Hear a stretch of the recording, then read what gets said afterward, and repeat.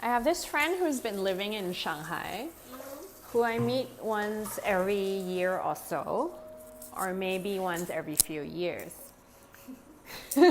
We first met at a mega exhibition in South Korea, like one of those that happens once every 2 years, in spite of scandal after scandal. It was installation period and it was madness. Heat, people, chaos, smoke, banchans, late nights, early mornings. The artist my friend was working with was in a bit of a sticky and tricky situation.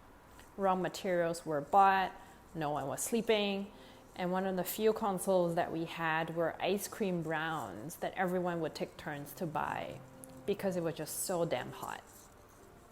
But somehow between ice cream breaks, water breaks, admin breaks, things came together, things always come together. And sometimes it means that the gallery owner, his assistant, and the artist were all up on ladders installing. When the cloud-shaped neon lights went up, my friend beamed from ear to ear in that white neon overcast. The last time I saw my friend was about half a year ago. I had quite recently moved into a new apartment, reeling from the adrenaline of finishing a chapter of most likely a lifelong project. Confused by the city I've called home, changing faces as rapidly as a Bianlian master. Tired from seeing through a romanticized veil of my city struggle and suffering. Sometimes it's such bullshit. And aching to see my friends, many of whom I haven't seen for over 2 years. There's this thing that I do when I miss people. I cook the food they make and eat it. So when my friend gets out of quarantine, I suggested that we have dinner at my place. I happened to be craving for adobo chicken that day, and it's always nicer and easier to cook for 2 or more instead of 1. You can only do leftovers for so many days. And this is how you make my favorite adobo chicken, which goes well with rice. You need chicken thighs or wings, 6 to 10, depending on how big they are. 1 small medium onion, 6 to 8 cloves of garlic, like a 1-inch piece of ginger or diced.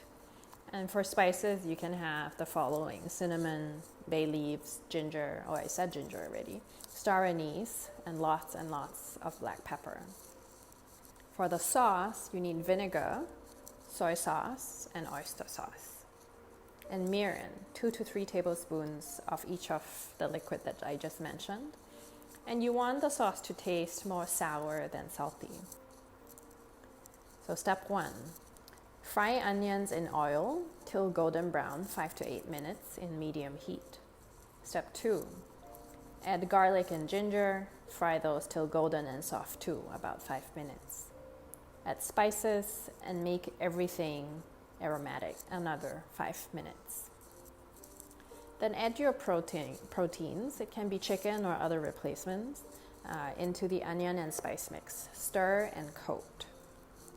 Step 4, add sauce in, bring to boil, then bring it down to a slow simmer for around 30 minutes. And maybe add a half cup to a full cup of water if your liquid reduces too much too quickly.